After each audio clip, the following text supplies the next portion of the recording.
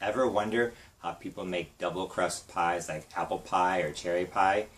Even though it looks hard, it really isn't hard if you know how to do it. Let me show you how.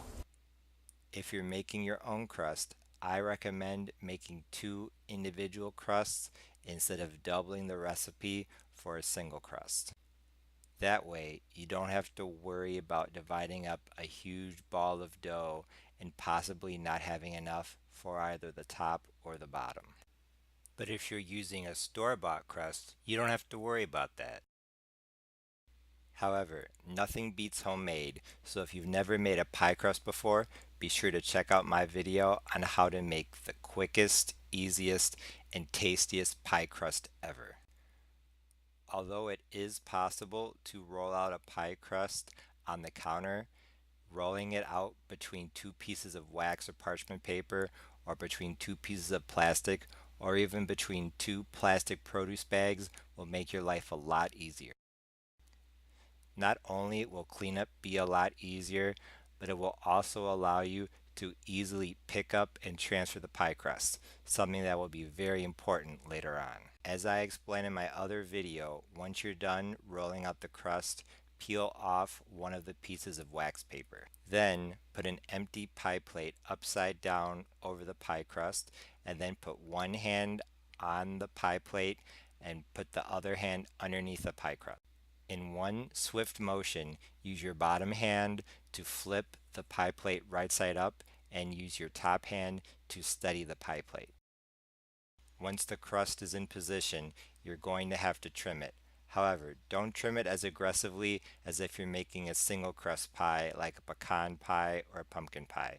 With a double crust fruit pie, you're going to want some crust to be hanging over the edge. If you need to trim excess dough and put it in places where there isn't enough, feel free. Like I said, I prefer to make two individual pie crusts so that I know for sure that I'll have enough dough for both the bottom and for the top. However, whether we're using a store-bought or a homemade crust, we still aren't done with the bottom. So now I'm just putting the finishing touches on this. Went around with my thumb and pressed down at the top. And in places I took some leftover dough and put it up at the edge here. Because like I said, it's going to be a double crusted pie, so I want to have a little bit of overhang here. And I have a fork. There's really no exact number of pricks, but this is just to make sure that when we par bake it, it doesn't get air underneath it and rise up. Actually, make sure that there's no air underneath, no air pockets before it goes in. So now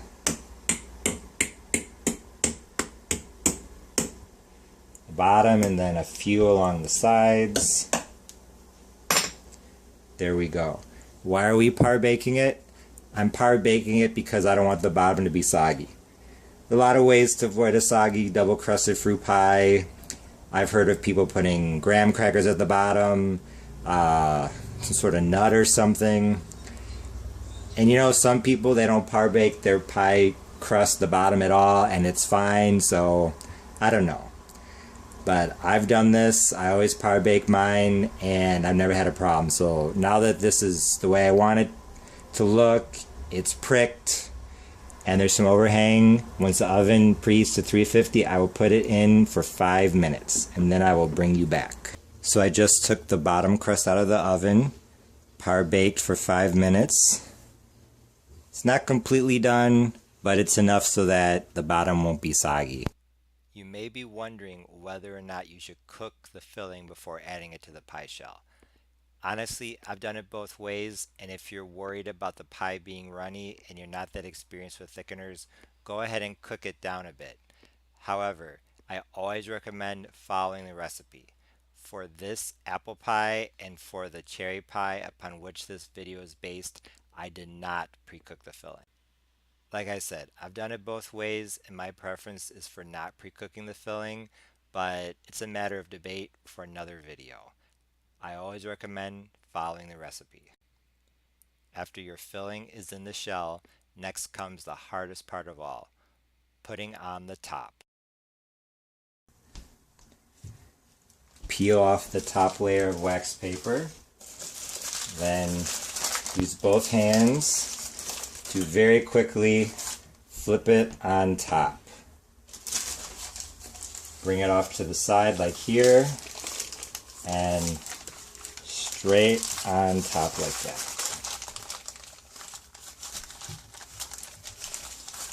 If you want to arrange it a little bit, move it around before you take off the wax paper. Now it's on. I'm going to peel off the wax paper, and it is on. Now I'm going to trim it up and get it ready for the oven. So to trim it, I'm just going to take my knife around the edge, like so.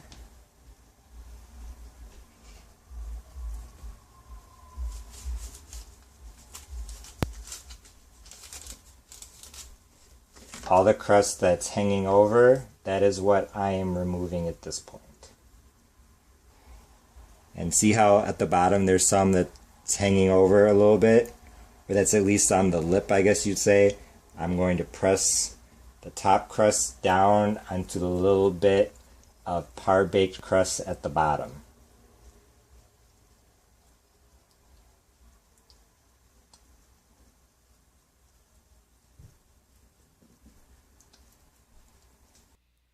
But before you put the pie in the oven, remember to cut at least 3 to 4 slits so that the steam can vent out of the pie. As you're about to see, I have a fairly sophisticated way of cutting slits in my pie. 4.5 inches would be the middle. So I measured the 4.5 inch mark. I put down a toothpick and know that that is where the middle should be. What I'll do is I'll think of cutting the pie into half, either this way or this way, and I'll cut a slit here, a slit here, a slit here, and then each quarter of the pie I'll cut in half like that. So maybe about here I'll do a slit. Maybe about here I'll do a slit.